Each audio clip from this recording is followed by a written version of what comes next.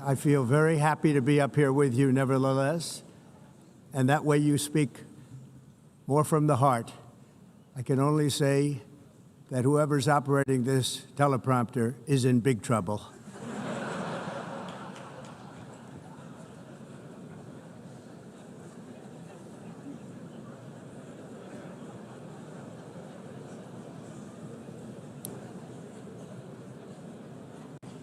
Hello, Madam First Lady. Thank you very much for being here. And Madam President, Mr. Secretary General, First Lady of the United States, distinguished delegates, ambassadors, and world leaders. 6 years have passed since I last stood in this grand hall and addressed a world that was prosperous and at peace in my first term. Since that day, the guns of war have shattered the peace I forged on 2 continents. An era of calm and stability gave way to one of the great crises of our time. And here in the United States, 4 years of weakness, lawlessness, and radicalism under the last administration delivered our nation into a repeated set of disasters. 1 year ago, our country was in deep trouble, but today, just 8 months into my administration, we are the hottest country anywhere in the world, and there is no other country even close. America is blessed with the strongest economy, the strongest borders, the strongest military, the strongest friendships, and the strongest spirit of any nation on the face of the earth.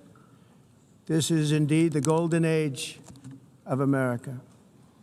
We are rapidly reversing the economic calamity we inherited from the previous administration, including ruinous price increases and record-setting inflation like we've never had before.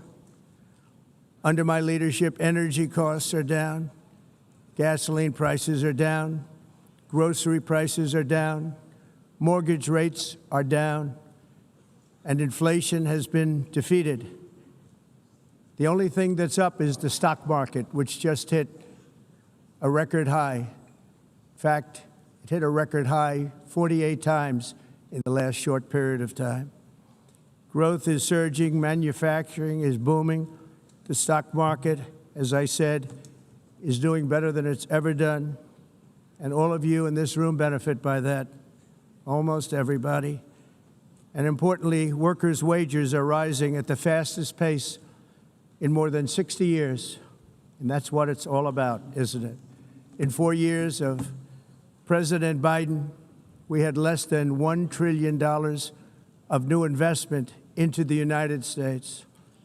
In just 8 months since I took office, we have secured commitments and money already paid for $17 trillion. Think of it, 4 years, less than $1 trillion, 8 months, much more than $17 trillion is being invested in the United States, and it's now pouring in from all parts of the world.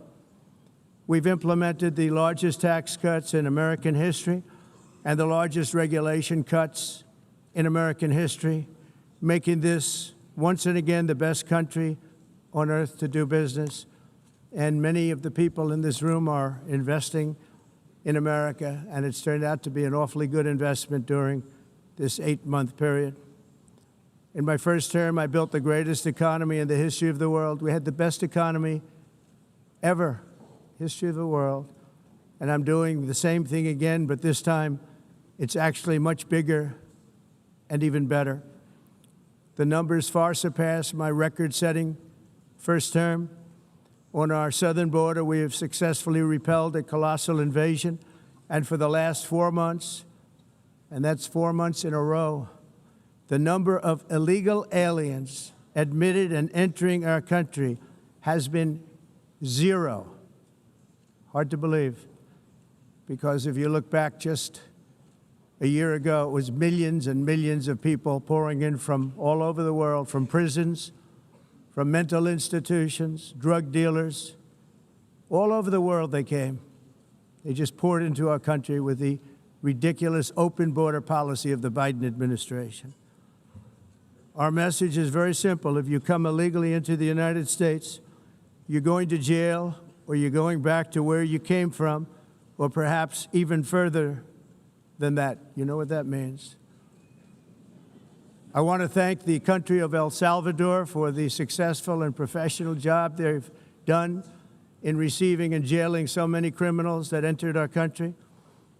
And it was under the previous administration that the number became record-setting, and they're all being taken out. We have no choice.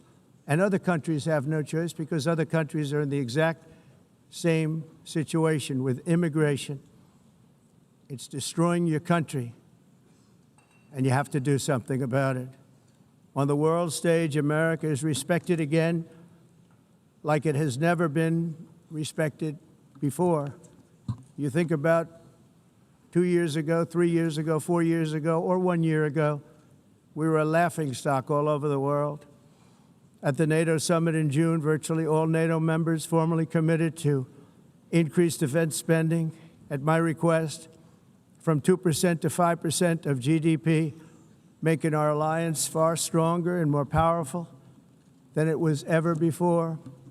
In May, I traveled to the Middle East to visit my friends and rebuild our partnerships in the Gulf, and those valued relationships with Saudi Arabia, Qatar, and the UAE and other countries are now, I believe, closer than ever before. My administration has negotiated one historic trade deal after another, including with the United Kingdom, the European Union, Japan, South Korea, Vietnam, Indonesia, the Philippines, Malaysia, and many, many others. Likewise, in a period of just 7 months, I have ended 7 unendable wars. They said they were unendable. You're never going to get them solved. Some were going for 31 years, 2 of them, 31, think of it, 31 years. One was 36 years. One was 28 years. I ended 7 wars. And in all cases, they were raging with countless thousands of people being killed. This includes Cambodia and Thailand, Kosovo and Serbia, the Congo and Rwanda, a vicious, violent war that was, Pakistan and India, Israel and Iran, Egypt and Ethiopia, and Armenia and Azerbaijan. It included all of them. No president or prime minister, and for that matter, no other country has ever done anything close to that. And I did it in just 7 months. It's never happened before. There's never been anything like that. I'm very honored to have done it. It's too bad that I had to do these things instead of the United Nations doing them. And sadly, in all cases, the United Nations did not even try to help in any of them. I ended 7 wars, dealt with the leaders of each and every one of these countries, and never even received a phone call from the United Nations offering to help in finalizing the deal. All I got from the United Nations was an escalator that on the way up stopped right in the middle. If the First Lady wasn't in great shape, she would have fallen, but she's in great shape. We're both in good shape. We both stood. And then a teleprompter that didn't work. These are the 2 things I got from the United Nations, a bad escalator and a bad teleprompter. Thank you very much. And by the way, it's working now. It just went on. Thank you. I think I should just do it the other way. It's easier. Thank you very much. I didn't think of it at the time because I was too busy working to save millions of lives. That is the saving and stopping of these wars. But later I realized that the United Nations wasn't there for us. They weren't there. I thought of it really after the fact, not during these negotiations, which were not easy. That being the case, what is the purpose of the United Nations? The UN has such tremendous potential. I've always said it. It has such tremendous, tremendous potential, but it's not even coming close to living up to that potential. For the most part, at least for now, all they seem to do is write a really strongly worded letter and then never follow that letter up. It's empty words, and empty words don't solve war. The only thing that solves war and wars is action. Now, after ending all of these wars and also earlier negotiating the Abraham Accords, which is a very big thing for which our country received no credit, never receives credit. Everyone says that I should get the Nobel Peace Prize for each one of these achievements. But for me, the real prize will be the sons and daughters who live to grow up with the mothers and fathers, because millions of people are no longer being killed in endless and unglorious wars. What I care about is not winning prizes, it's saving lives. We saved millions and millions of lives with the 7 wars. And we have others that we're working on, and you know that. Many years ago, a very successful real estate developer in New York, known as Donald J. Trump, I bid on the renovation and rebuilding of this very United Nations complex. I remember it so well. I said at the time that I would do it for $500 million, rebuilding everything. It would be beautiful. I used to talk about, I'm going to give you marble floors. They're going to give you terrazzo. I'm going to give you the best of everything. You're going to have mahogany walls. They're going to give you plastic. But they decided to go in another direction, which was much more expensive at the time, and which actually produced a far inferior product. And I realized that they did not know what they were doing when it came to construction, and that their building concepts were so wrong, and the product that they were proposing to build was so bad and so costly. It was going to cost them a fortune. And I said, and wait till you see the overruns. Well, I turned out to be right. They had massive cost overruns and spent between $2 and $4 billion on the building and did not even get the marble floors that I promised them. You walk on terrazzo. Do you notice that?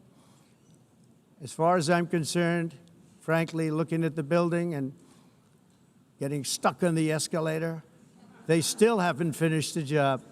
They still haven't finished. That was years ago. The project was so corrupt that Congress actually asked me to testify before them on the tremendous waste of money, because it turned out that they had no idea what it was, but they knew it was anywhere between $2 and $4 billion as opposed to $500 million with a guarantee. But they had no idea, and I said it cost much more than $5 billion.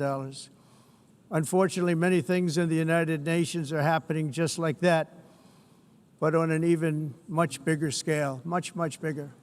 Very sad to see.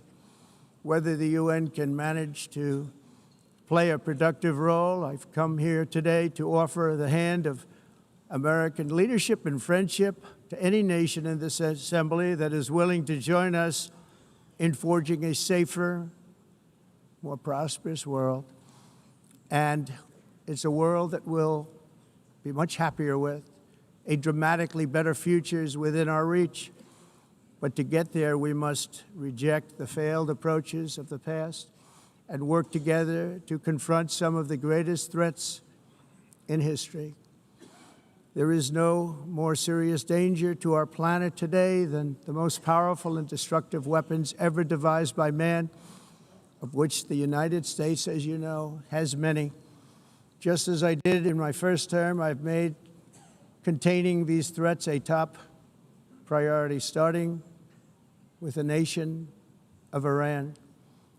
My position is very simple. The world's #1 sponsor of terror can never be allowed to possess the most dangerous weapon. That's why, shortly after taking office, I sent the so-called Supreme Leader a letter making a generous offer. I extended a pledge of full cooperation in exchange for a suspension of Iran's nuclear program. The regime's answer was to continue their constant threats to their neighbors and U.S. interests throughout the region, and some great countries that are right nearby. Today, many of Iran's former military commanders, in fact, I can say almost all of them, are no longer with us. They're dead. And 3 months ago, in Operation Midnight Hammer, 7 American B-2 bombers dropped the 14 30,000-pound each bombs on Iran's key nuclear facilities, totally obliterating everything. No other country on earth could have done what we did. No other country has the equipment to do what we did. We have the greatest weapons on earth. We hate to use them. But we did something that for 22 years people wanted to do.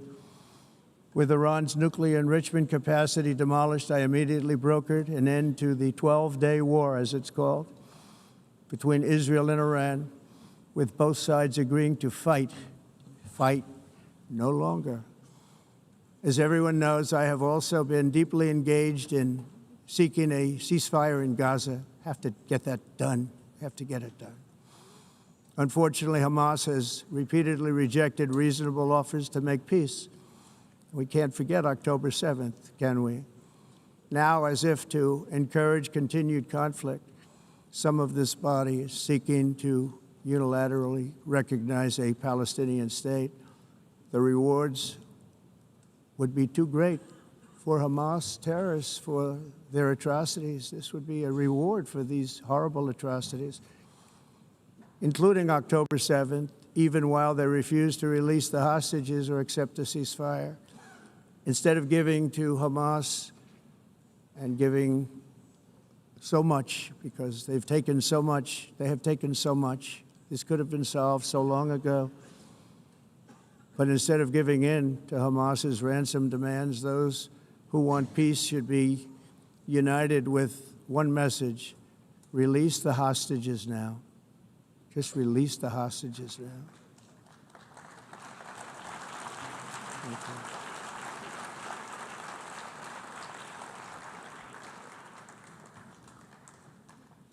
Thank you.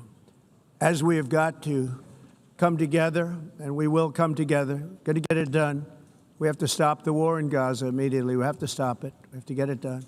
We have to negotiate, immediately have to negotiate peace. We got to get the hostages back. We want all 20 back. We don't want 2 and 4. As you know, I got, along with Steve Witkoff and others that helped us, Marco Rubio, we got most of them back. We were involved in all of them. But I always said the last 20 are going to be the hardest, and that's exactly what happened. We have to get them back now. We don't want to get back 2, and then another 2, and then 1, and then 3. Have this process. No, we want them all back, and we want the actually 38 dead bodies back, too. Those parents came to me, and they want them back, and they want them back very quickly and very badly. As though they were alive, they want them. They want them every bit as much as if their son or daughter were alive. I've also been working relentlessly, stopping the killing in Ukraine. I thought that would be, of the 7 wars that I stopped, I thought that would be the easiest because of my relationship with President Putin, which had always been a good one. I thought that was going to be the easiest one. But, you know, in war, you never know what's going to happen. There are always lots of surprises, both good and bad. Everyone thought Russia would win this war in 3 days, but it didn't work out that way. It was supposed to be just a quick little skirmish. It's not making Russia look good. It's making them look bad.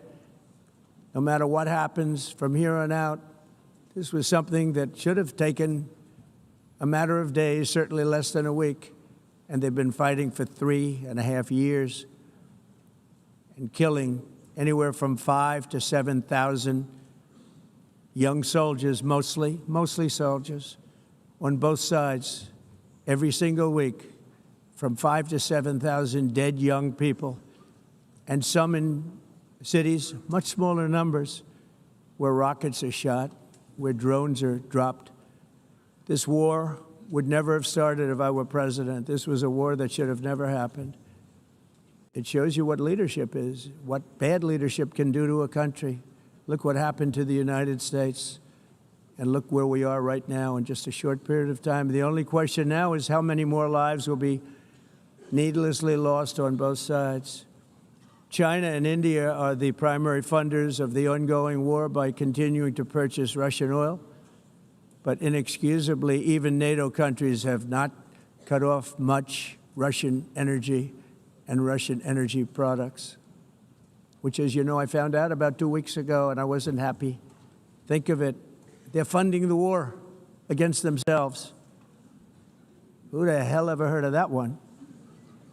In the event that Russia is not ready to make a deal to end the war, then the United States is fully prepared to impose a very strong round of powerful tariffs, which would stop the bloodshed, I believe, very quickly. But for those tariffs to be effective, European nations, all of you are gathered here right now, would have to join us in adopting the exact same measures. I mean, you're much closer to this. We have an ocean in between. You're right there. And Europe has to step it up. They can't be doing what they're doing. They're buying oil and gas from Russia while they're fighting Russia. It's embarrassing to them, and it was very embarrassing to them when I found out about it, I can tell you that. But they have to immediately cease all energy purchases from Russia. Otherwise, we're all wasting a lot of time.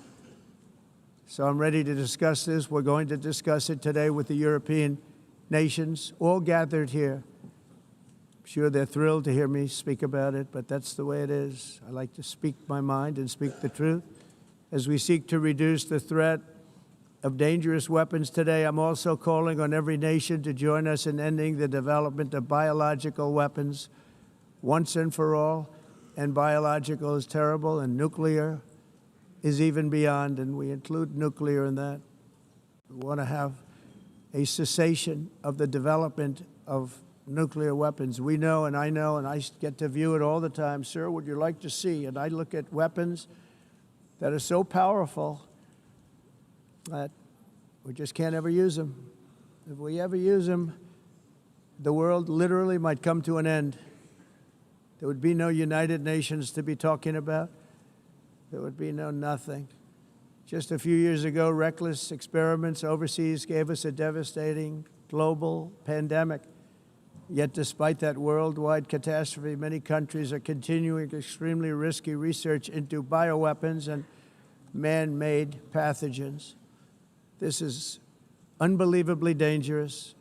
To prevent potential disasters, I'm announcing today that my administration will lead an international effort to enforce biological weapons convention, which is going to be meeting with the top leaders of the world by pioneering an AI verification system that everyone can trust.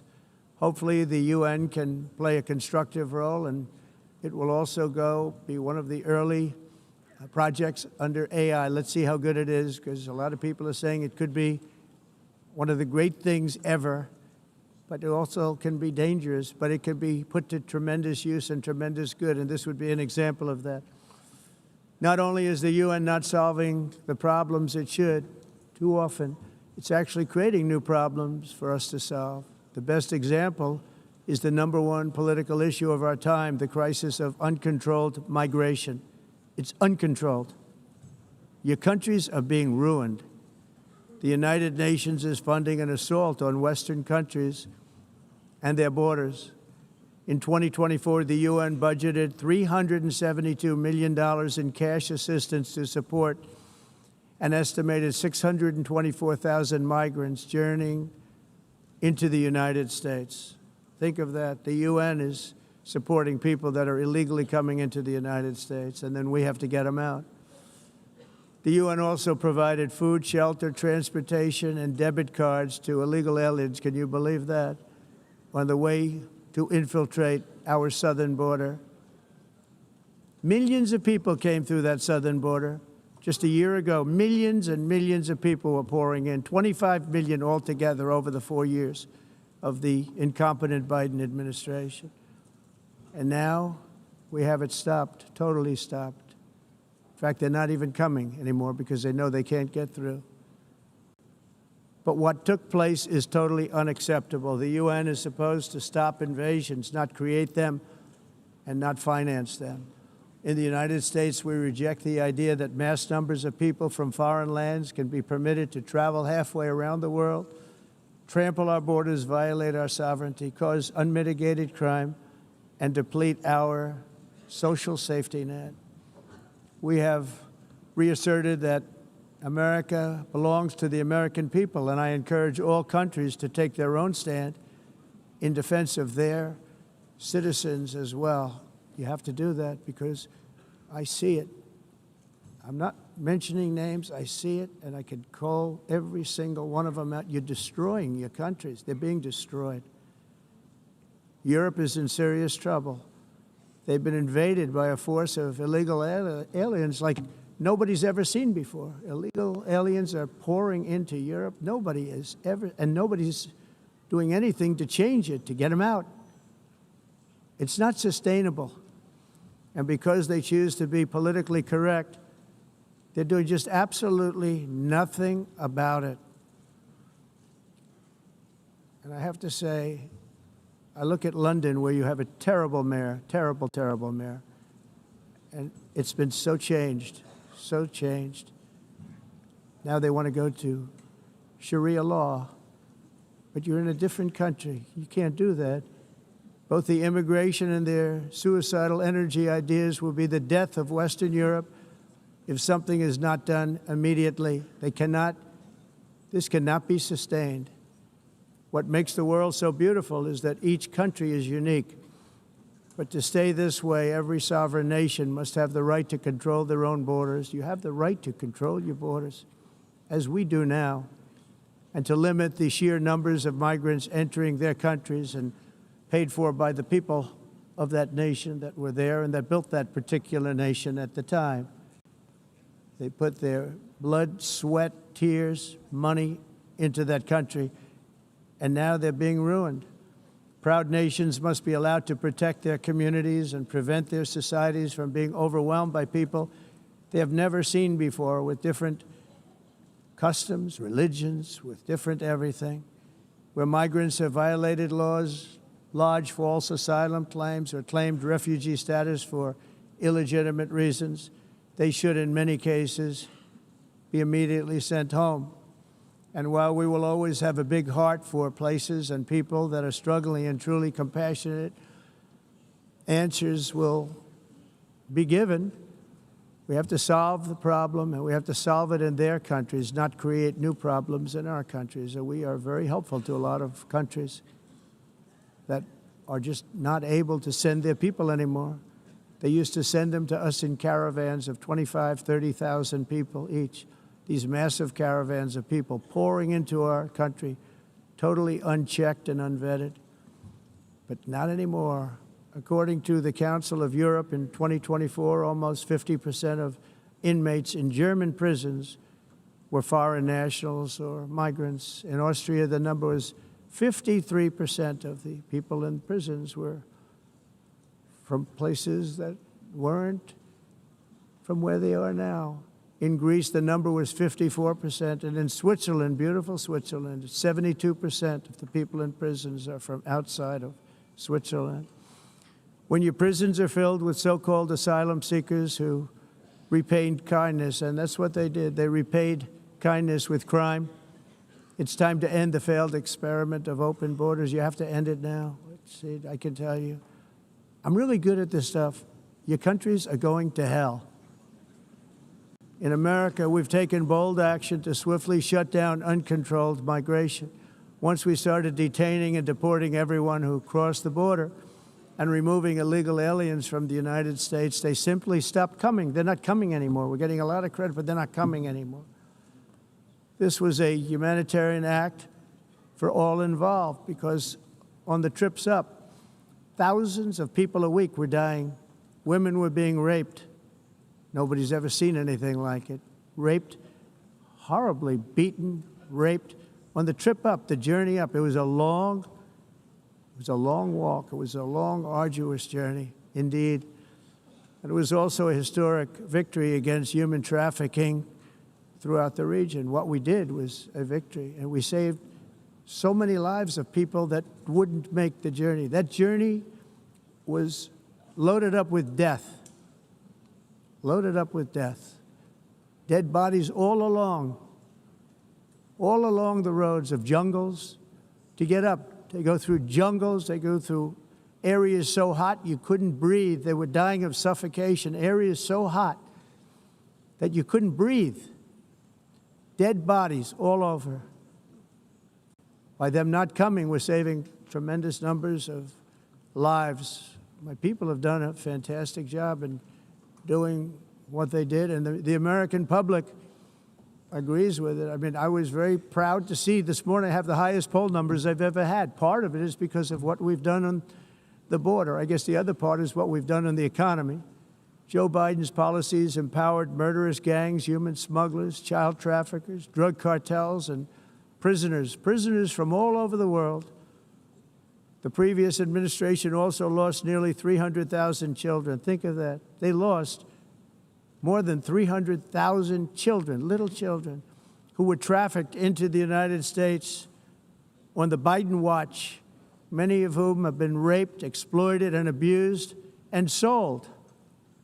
Sold. Nobody talks about that. The fake news doesn't write about it. With many others, young children who are missing or dead.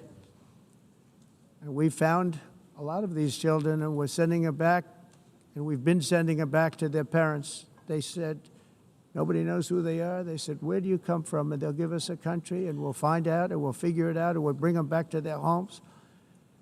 And the mother and father rush to the door, and their tears in their eyes. They can't believe that they're seeing their son or daughter, their little son or daughter again. We've done almost 30,000 of them so far. Any system that results in the mass trafficking of children is inherently evil. Yet that is exactly what the globalist migration agenda has done, and it's what it's all about. In America, those days, as you know, are over. The Trump administration is working, and we are continuing to work to track down the villains that are causing this problem, and also, as I said, to get back the 30,000 we've already returned. Now I think we're going to have another. We're going to find a lot. You're not going to find all of them. 300, more than 300,000. They're lost or they're dead. They're lost or they're dead because of the animals that did this. To protect our citizens, I've also designated multiple savage drug cartels as far as, and you see this, and you see it happening right before your eyes. Let's put it this way. People don't like taking big loads of drugs in boats anymore. There aren't too many boats that are traveling on the seas by Venezuela. They tend not to want to travel very quickly anymore. And we've virtually stopped drugs coming into our country by sea. We call them the water drugs. They kill hundreds of thousands of people. I've also designated multiple savage drug cartels as far as foreign terrorist organizations, along with two bloodthirsty transnational gangs, probably the worst gangs anywhere in the world, MS-13 and Tren de Aragua. Tren de Aragua is from Venezuela, by the way. Such organizations torture, maim, mutilate, and murder with impunity. They're the enemies of all humanity. And for this reason, we've recently begun using the supreme power of the United States military to destroy Venezuelan terrorists and trafficking networks led by Nicolas Maduro. To every terrorist thug smuggling poisonous drugs into the United States of America, please be warned that we will blow you out of existence. That's what we're doing. We have no choice. Can't let it happen. They're destroying. I believe we lost 300,000 people last year to drugs, 300,000. Fentanyl and other drugs. Each boat that we sink carries drugs that would kill more than 25,000 Americans. We will not let that happen. Energy is another area where the United States is now thriving like never before. We're getting rid of the falsely named renewables. By the way, they're a joke. They don't work. They're too expensive. They're not strong enough to fire up the plants that you need to make your country great. The wind doesn't blow. Those big windmills are so pathetic and so bad, so expensive to operate. And they have to be rebuilt all the time, and they start to rust and rot. Most expensive energy ever conceived, and it's actually energy. You're supposed to make money with energy, not lose money. You lose money, the governments have to subsidize. You can't put them out without massive subsidies. And most of them are built in China, and I give China a lot of credit. They build them, but they have very few wind farms. So why is it that they build them and they send them all over the world, but they barely use them? You know what they use? Coal. They use gas. They use almost anything, but they don't like wind. But they sure as hell like selling the windmills. Europe, on the other hand, has a long way to go, with many countries being on the brink of destruction because of the green energy agenda. And I give a lot of credit to Germany. Germany was being led down a very sick path, both on immigration, by the way, and on energy. They were going green, and they were going bankrupt. And the new leadership came in, and they went back to where they were, with fossil fuel and with nuclear, which is good. It's now safe, and you can do it properly. But they went back to where they were, and they opened up a lot of different plants, energy-producing plants, and they're doing well. I give Germany a lot of credit for that. They've said this is a disaster, what's happening. They were going all green. All green is all bankrupt. That's what it represents. And it's not politically correct. I'll be very badly criticized for saying it, but I'm here to tell the truth. I don't care. It doesn't matter to me. I'm in New York City. I'm feeling a lot safer. Crime, we're getting crime down. And by the way, speaking of crime, Washington, D.C. was the crime capital of America. Now it's after 12 days, it's a totally safe city. Everyone's going out to dinner. They're going out to restaurants. Your wife can walk down the middle of the street with or without you. Nothing's going to happen. My people have done a fantastic job. And yes, I called in the National Guard, and the National Guard took care of business. And they weren't politically correct, but they took care of business. We got 1,700 career criminals out, brought them back to where they came from, the countries where they came from, or put them in jails. Washington, D.C. is now a totally safe city again, and I welcome you to come. In fact, we'll have dinner together at a local restaurant, and we'll be able to walk. We don't have to go by an armor-plated vehicle. We'll walk right over there from the White House. They've given up their powerful edge, a lot of the countries that we're talking about, in oil and gas, such as essentially closing the great North Sea oil. Oh, the North Sea, I know it so well.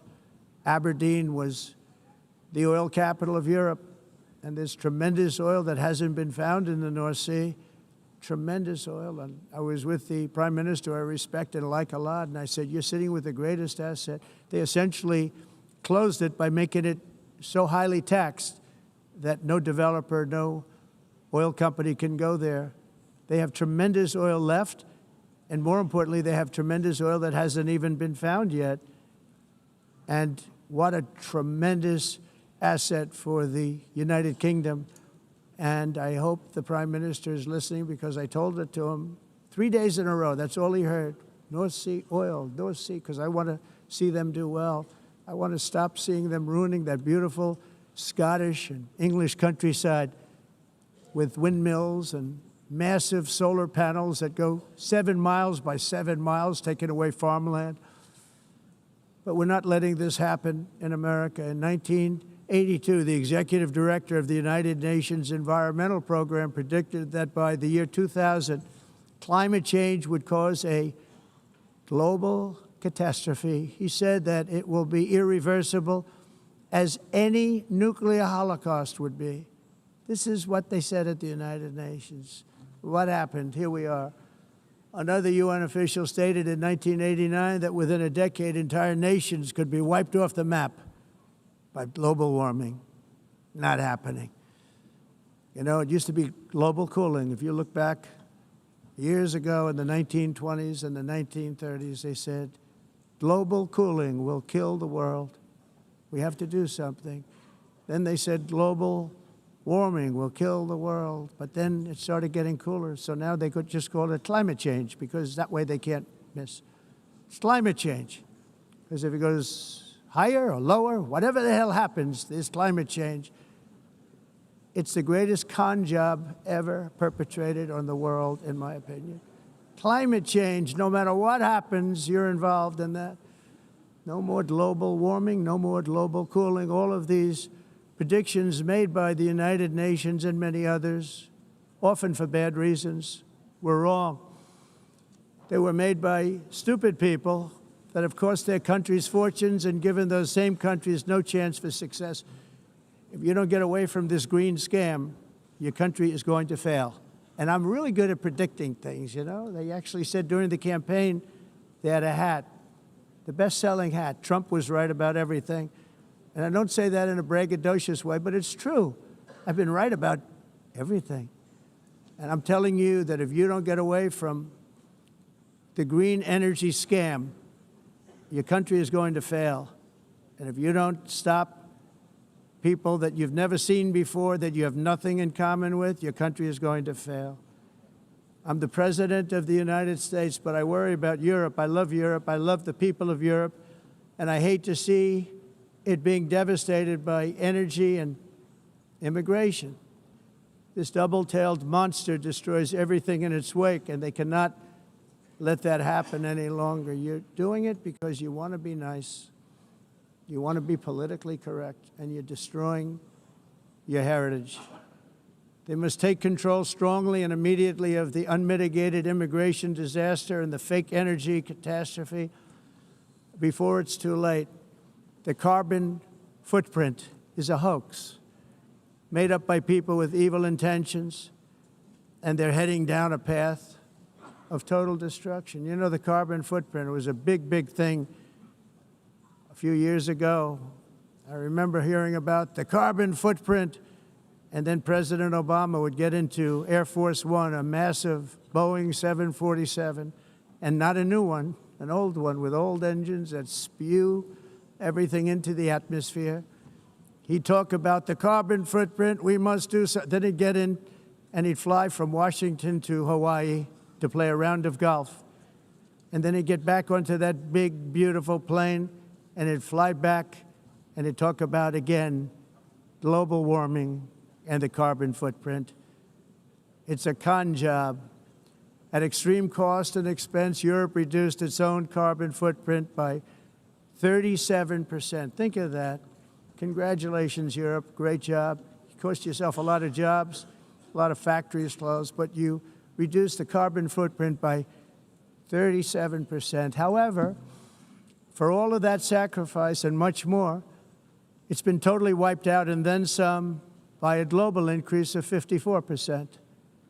Much of it coming from China and other countries that are thriving around China, which now produces more CO2 than all the other developed nations in the world.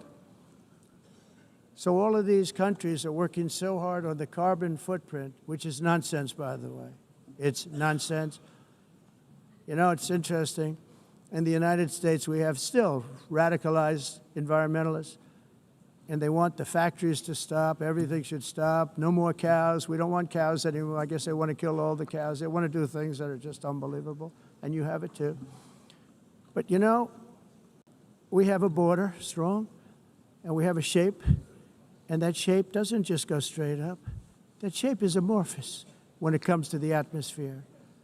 And if we had the most clean air, and I think we do, we have very clean air. We have the cleanest air we've had in many, many years.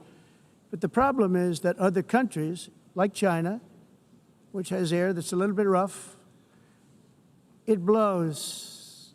And no matter what you're doing down here, the air up here tends to get very dirty because it comes in from other countries where their air isn't so clean. And the environmentalists refuse to acknowledge that. Same thing with garbage. In Asia, they dump much of their garbage right into the ocean. And over about a 1 week and 2 week journey, it flows right past Los Angeles. You've seen it. Massive amounts of garbage, almost too much to do anything about, flowing past Los Angeles, past San Francisco, and then somebody will get in trouble because he dropped a cigarette on the beach. The whole thing is crazy. The primary effect of these brutal green energy policies has not been to help the environment, but to redistribute manufacturing and industrial activity from developed countries that follow the insane rules that are put down to polluting countries that break the rules and are making a fortune. They're making a fortune. European electricity bills are now 4 to 5 times more expensive than those in China, and 2 to 3 times higher than the United States. And our bills are coming way down. You probably see that our gasoline prices are way down. You know, we have an expression, drill, baby, drill, and that's what we're doing. We're going to be much lower in a year from now. But they've come way down over the last year. As a result, every air conditioner is like very uncommon to see one in some of these countries because the electric costs are so high. So while the U.S. has approximately 1,300 heat-related deaths annually, that's a lot, Europe loses more than 175,000 people to heat deaths each year because the costs are so expensive you can't turn on an air conditioner. What is that all about? That's not Europe. That's not the Europe that I love and know. All in the name of pretending to stop the global warming hoax. The entire globalist concept of asking successful industrialized nations to inflict pain on themselves and radically disrupt their entire societies must be rejected completely and totally, and it must be immediate. That's why in America I withdrew from the fake Paris Climate Accord, where, by the way, America was paying so much more than every country. Others weren't paying. China didn't have to pay until 2030. Russia was given an old standard that was easy to meet, a 1990 standard. But for the United States, we're supposed to pay like $1 trillion. And I said, this is another scam. The fact is, the United States has been taken advantage of by the world for many, many years, but not any longer, as you probably noticed. I unleashed massive energy production and signed historic executive orders to hunt for oil, but we don't have to do much hunting because we have the most oil of any nation anywhere, oil and gas in the world. And if you add coal, we have the most of any nation in the world. Clean, I call it clean, beautiful coal. You can do things today with coal that you couldn't have done 10 years ago, 15 years. So I have a little standing order in the White House. Never use the word coal, only use the words clean, beautiful coal. Sounds much better, doesn't it? But we stand ready to provide any country with abundant, affordable energy supplies if you need them, when most of you do. We're proudly exporting energy all over the world. We're now the largest exporter. In the United States, we want trade and robust commerce with all nations, everybody. We want to help nations. We're going to help nations. But it must also be fair and reciprocal. The challenge with trade is much the same with climate. The countries that followed the rules, all their factories have been plundered. It's really sad to watch. They've been broken. They've been broken by countries that broke the rules. That's why the United States is now applying tariffs to other countries, and much as these tariffs were for many years applied to us, uncontrollably applied to us. We've used tariffs as a defense mechanism under the Trump administration, including my first term, where hundreds of billions of dollars in tariffs were taken in. And by the way, we had the lowest inflation, and now we have very low inflation. The only thing different is that we have hundreds of billions of dollars flowing into our country. But this is how we will ensure that the system works for everyone and is sustainable into the future. We're also using tariffs to defend our sovereignty and security throughout the world, including against nations that have taken advantage of former U.S. administrations for decades, including the most corrupt, incompetent administration in history, the sleepy Joe Biden administration. Brazil now faces major tariffs in response to its unprecedented efforts to interfere in the rights and freedoms of our American citizens and others, with censorship, repression, weaponization, judicial corruption, and targeting of political critics in the United States. I have a little problem saying this because I must tell you, I was walking in and the leader of Brazil was walking out. We saw him, and I saw him, he saw me, and we embraced. And then I'm saying, can you believe I'm going to be saying this in just 2 minutes?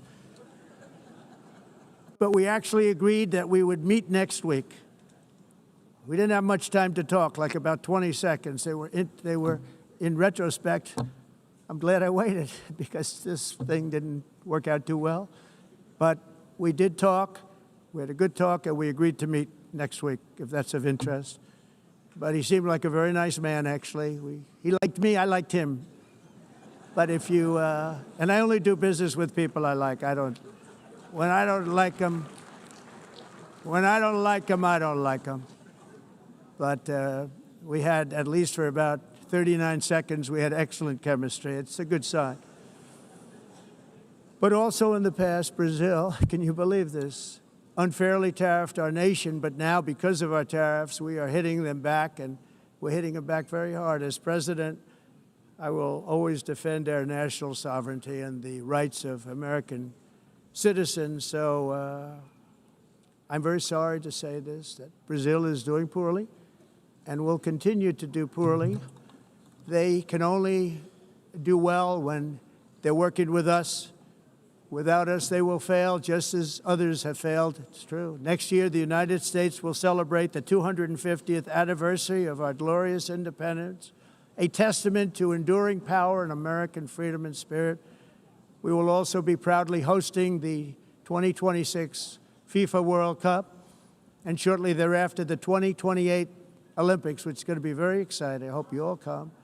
I hope that countless people from all over the globe will take part of these will be great celebrations of liberty and human achievement, and that together we all can rejoice in the miracles of history that began in July 4th, 1776, when we founded the light to all nations. And it's something really that an amazing thing came out of that date. It's called the United States of America.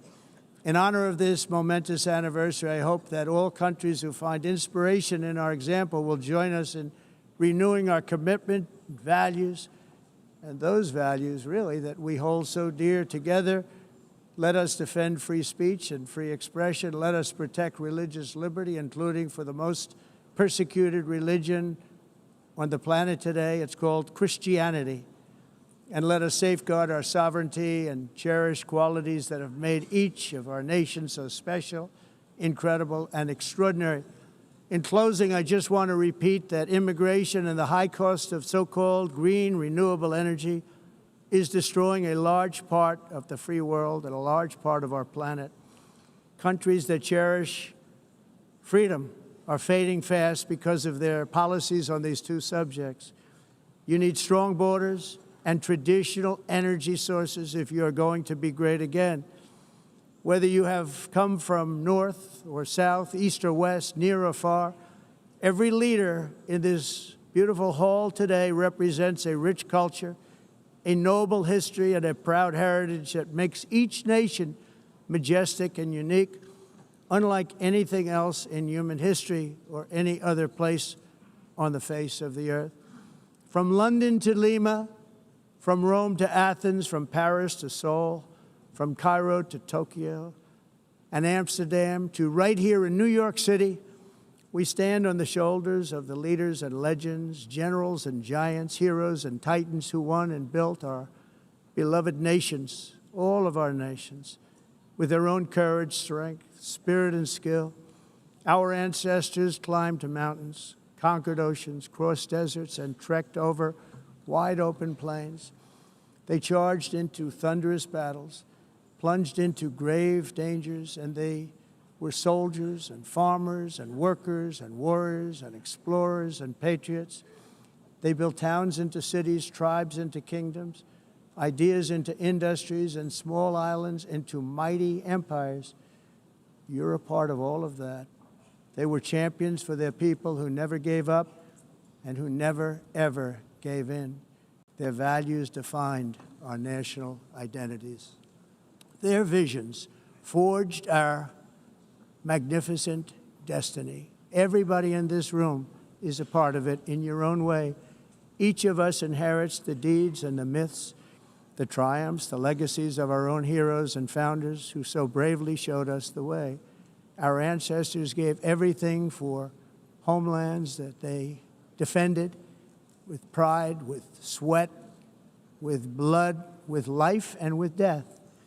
Now the righteous task of protecting the nations that they built belongs to each and every one of us. So together, let us uphold our sacred duty to our people and to our citizens. Let us protect their borders, ensure their safety, preserve their cultures, treasure, and traditions, and fight, fight, fight for their precious dreams and their cherished freedoms. And in friendship and really a beautiful vision, let us all work together to build a bright, beautiful planet, a planet that we all share, a planet of peace and a world that is richer, better, and more beautiful than ever before. That can happen. It will happen. It will happen, and I hope it can happen and start right now, right at this moment. We'll turn it around. We're going to make our countries better, safer, more beautiful. We're going to take care of our people. Thank you very much. It's been an honor. God bless the nations of the world. Thank you very much. Bye.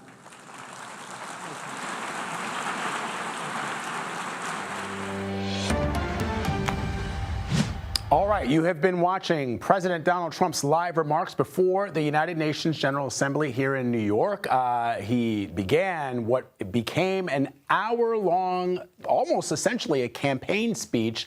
The world leaders were only supposed to go 15 minutes, the president going just about an hour. He started this speech by referencing a broken teleprompter, but he soon covered a lot of ground in this speech. I want to bring in CBS News Chief White House Correspondent Nancy Cordes, who is joining me live at the United Nations. Nancy, this essentially was classic President Trump. A bit rambling, hitting all of the points that he's often made on the campaign trail when he's in the Oval Office addressing reporters, because a lot of what he talked about had very little to do with what those world leaders are here in New York to discuss, other than the remarks that he made around Ukraine and Gaza. But what stood out to you? Vlad, I think what this speech is going to be remembered for will be the president's harsh warning to European allies. He basically said that their countries are going to hell and that they are destroying their own heritage with their permissive immigration policies and their efforts to reduce their carbon footprint and combat climate change. He argued that the changes that he has made his first 8 months in office in the U.S. are turning this country around, and that they are basically losing control of their own countries by allowing migrants to enter those countries, to pass their borders, and by embracing things like wind and solar energy, which, as we know, he has a strong distaste for. As you pointed out, the speech got off to a rocky start when he noted not only that his teleprompter wasn't working, but that the escalator that he rode to get up to that hall stopped working as soon as he and the First Lady got onto it. He talked about the fact that in 2005, when he was still a developer here in New York City, he had made a bid to renovate this UN building, that it was rejected, and he talked about the fact that the UN spent way more money than it should have and got inferior materials. And he went on to talk about the fact that as he works to reduce conflict around the world, that the fact that so many countries, including U.S. allies, are embracing the prospect of a Palestinian state is actually going to embolden Hamas and cause this war with Israel to drag out even longer. A very strong critique by this president, not only of UN member countries, but the UN itself, Vlad. Yeah, and while the president was speaking, I flagged this tweet from Senate Minority Leader Chuck Schumer. Nancy, Happy New Year, Mr. President, obviously referencing Rosh Hashanah, the Jewish New Year. When you're finished, I'm quoting now, when you're finished ranting, we can sit down and discuss health care. This comes, of course, on the heels of the president canceling this meeting that he was supposed to have with Leader Schumer and Minority Leader Jeffries over the impending budget battle between Democrats and Republicans. What do you make of President Trump canceling that speech? He does say in this very long Truth Social post that he's happy to meet with them when they have a serious argument to make, but that he believes that what they're suggesting now is ridiculous. It definitely hands the Democrats some rhetorical ammunition, Vlad, as they try to make the case that it is Republicans and the White House that are courting this shutdown and not them. They'll now be able to say they had a meeting on the books with the president in advance of this potential shutdown and that he's the one who backed out. And so now we're just a couple of days away. Often these shutdowns are averted at the last moment, but the fact that the president now says he is not willing to meet with Leader Schumer and Leader Jeffries this close to the deadline is definitely a signal that this could get very rocky. Yeah, indeed. All right, Nancy Cordes for us at the United Nations. As always, Nancy, my friend, thank you very much and Happy New Year to you. Thank you so much, Vlad. All right, let's dig in a little bit more with CBS News foreign correspondent Ramy Inocencio, who's joining us from our London bureau. So Ramy, we just threw up a banner, okay? We just threw up a banner that the president, in this speech that he made to the United Nations General Assembly, claimed to have ended 7 wars. And I was sort of looking at the countries that he believes that were in conflict and that he claims he ended. And I sort of wrote down a bunch of them. And you and I have talked about these conflicts over the course of the last couple of months. Obviously, Israel and Iran, there was a 12-day conflict. There was a U.S.-Qatari mediated ceasefire. But of course, as you know, having returned to the region time and time again, tensions between Iran and Israel are not resolved. India and Pakistan, they agreed to a ceasefire after some cross-border strikes. But India has denied that the United States and the mediation of the United States was decisive. Rwanda and the Democratic Republic of Congo, there was a peace deal, but violence from rebel groups has continued. Armenia and Azerbaijan, a framework was sort of developed, the joint declaration towards normalization, but there is no final peace treaty between those two countries. It would have come as a surprise to Egypt and Ethiopia that they were involved in a war. The Nile Dam dispute is still unresolved. There hasn't been an actual war between those two countries. Serbia and Kosovo, there was an economic normalization deal back in 2020, but major conflict escalations are even disputed by both of those countries. And then Thailand and Cambodia, a brief border conflict with ceasefire. Underlying disputes continue to persist to this day. And so that's just one sort of moment in that speech that we were able to sort of look at based on our reporting at CBS News and fact check. But the president, as you heard from Nancy and from that speech that the president delivered, had a lot of criticism of European leaders. I wonder what you think the response will be from these member nations when they get up to deliver their addresses. Sure. Well, it's nothing that we have really, it's something that we've heard before, basically, from President Trump over the past several months. He exhorted Europe to stop importing Russian petroleum products. He said that today. He talked about migration. He did go further, saying that, as Nancy said, that countries are going to hell on this, and it's time to end open borders.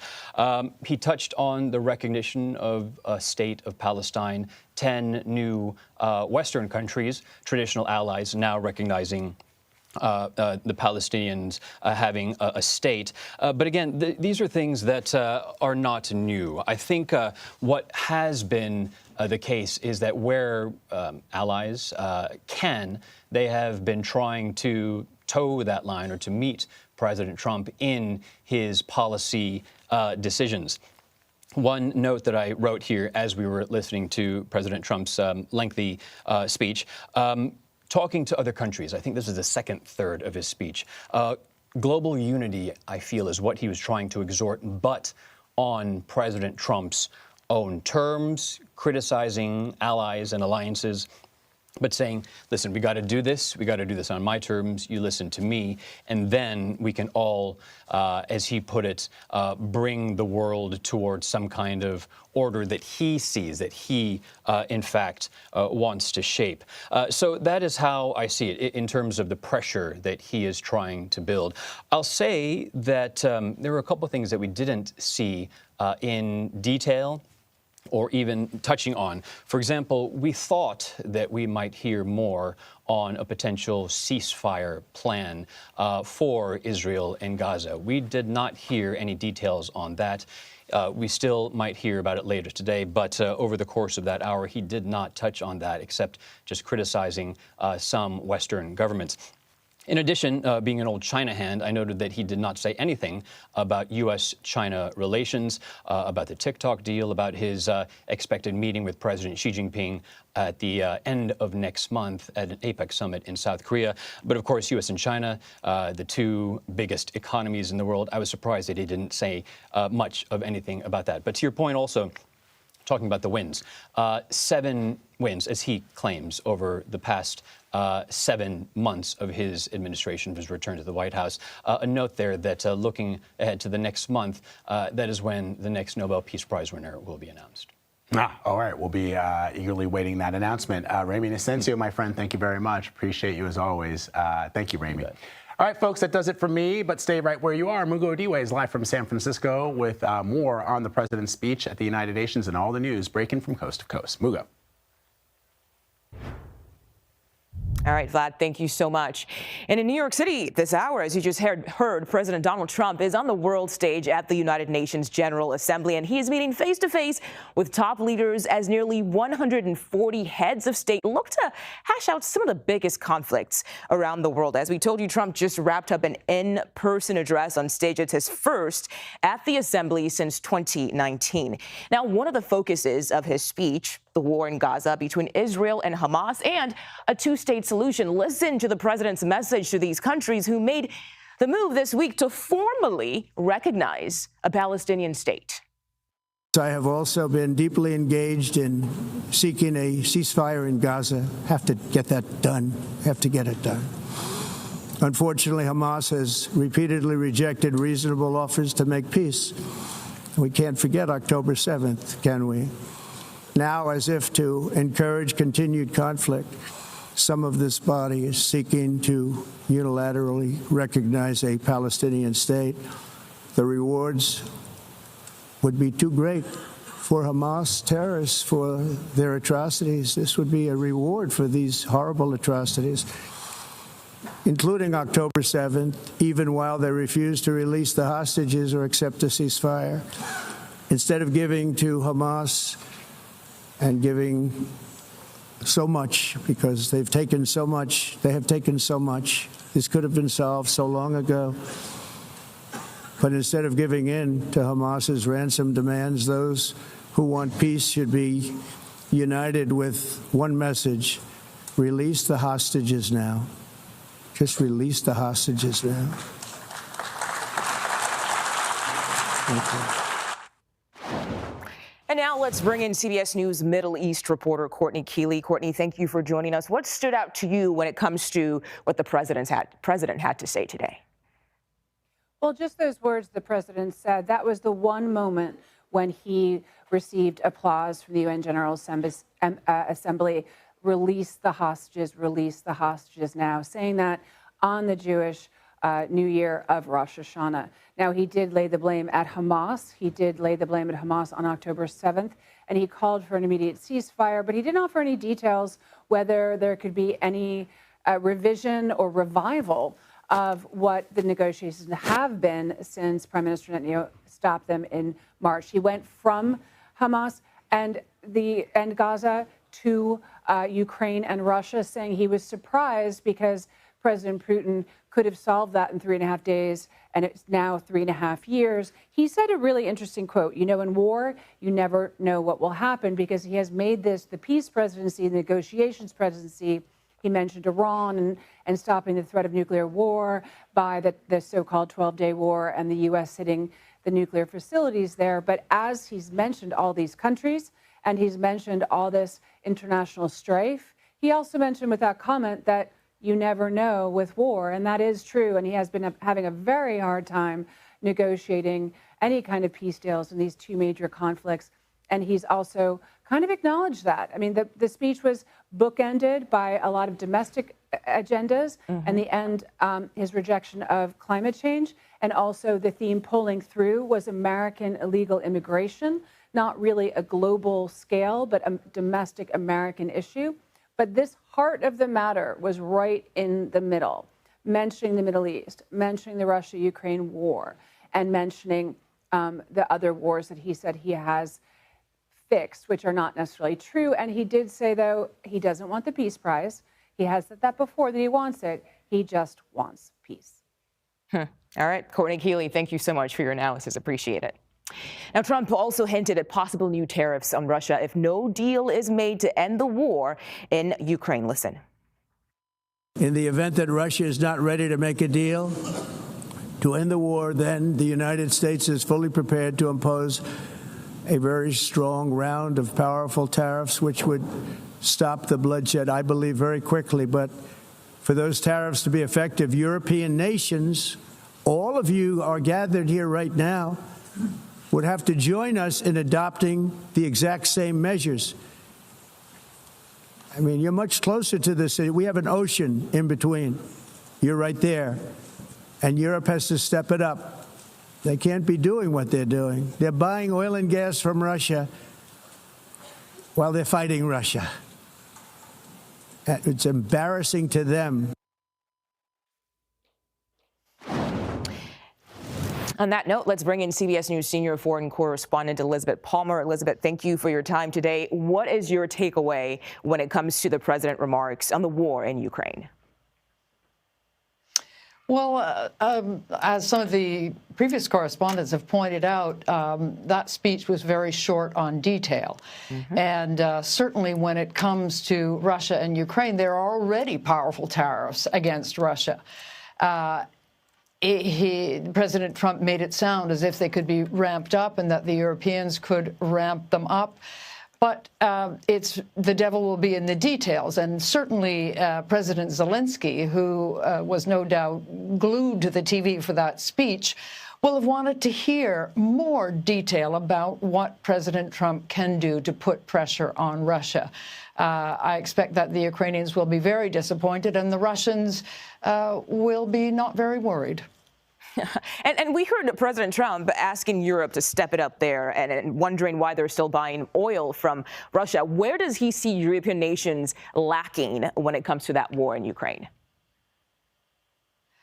Well, Europe was very tied into Russia for energy when this war began. It has been very successful in diminishing the amount of oil that it buys from Russia.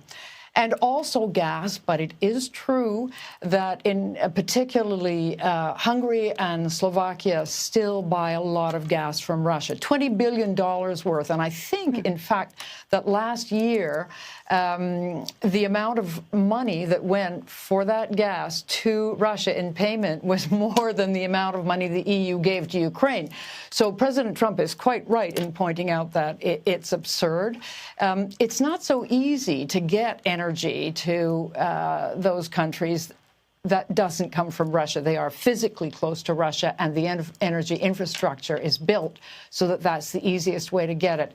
But it may be something that President Trump will be able to negotiate with the Europeans, who clearly, for common sense reasons, understand that's something that they really must do. Yeah. Elizabeth Palmer, thank you so much for your time. And now we're going to go live to New York City, outside the United Nations, with CBS News Chief White House correspondent Nancy Cordes. Nancy, thank you for making time for us. The president spent a lot of time talking about immigration today as well. What stood out to you about that? What stood out to me, Mugo, is that he wasn't so much talking about U.S. immigration as he was talking about world migration. And he said point blank to U.S. allies, your countries are going to hell. And he went on to say that if they don't work harder to keep migrants out, that essentially they will lose their heritage and that their economies will fail as well. Let me read this to you. He said, Europe is in serious trouble. Illegal aliens are pouring into Europe. Nobody's doing anything to keep them out. He said, I look at London and it's been so changed. They want to go to Sharia law. Not sure what he was referring to there, but he did go on to say immigration and suicidal energy ideas will be the death of Europe. What makes the world beautiful is that each country is unique. So basically, he was urging countries around the world, particularly wealthy countries, to either follow his lead when it comes to immigration policy or, in his view, suffer the consequences. Yeah. The president also touched on that midnight operation a few months ago on Iran's nuclear facilities. What did he have to say about that? He said that he had sent the supreme leader in Iran a letter essentially making an offer of full cooperation with Iran in exchange for Iran giving up its nuclear program. But he says that that was rejected and that that's why he ended up dropping those bombs on Iran's nuclear facilities. Take a listen to what he had to say. Today, many of Iran's former military commanders, in fact, I can say almost all of them, are no longer with us. They're dead. And 3 months ago, in Operation Midnight Hammer, 7 American B-2 bombers dropped the 14 30,000-pound each bombs on Iran's key nuclear facilities, totally obliterating everything. No other country on earth could have done what we did. No other country has the equipment to do what we did. We have the greatest weapons on earth. We hate to use them. But we did something that for 22 years people wanted to do. President Trump also talked quite a bit about the other conflicts around the world that he argued that he had a hand in bringing to an end, making the case that that American strength is back, and an implicit threat that he'll go after other countries. In fact, he said point blank that if Russia does not come to the table, that the U.S. is ready to impose harsh new consequences for that country as well. And he has mentioned sanctions before, and yet nothing has happened. So we'll see what comes after that speech from today. Nancy Cordes, thank you so much for joining us here on 24/7. And we, of course, have much more on CBS News 24/7. Late-night host Jimmy Kimmel returns to television after being pulled off air by ABC. The details coming up right here on CBS News 24/7, so stick with us.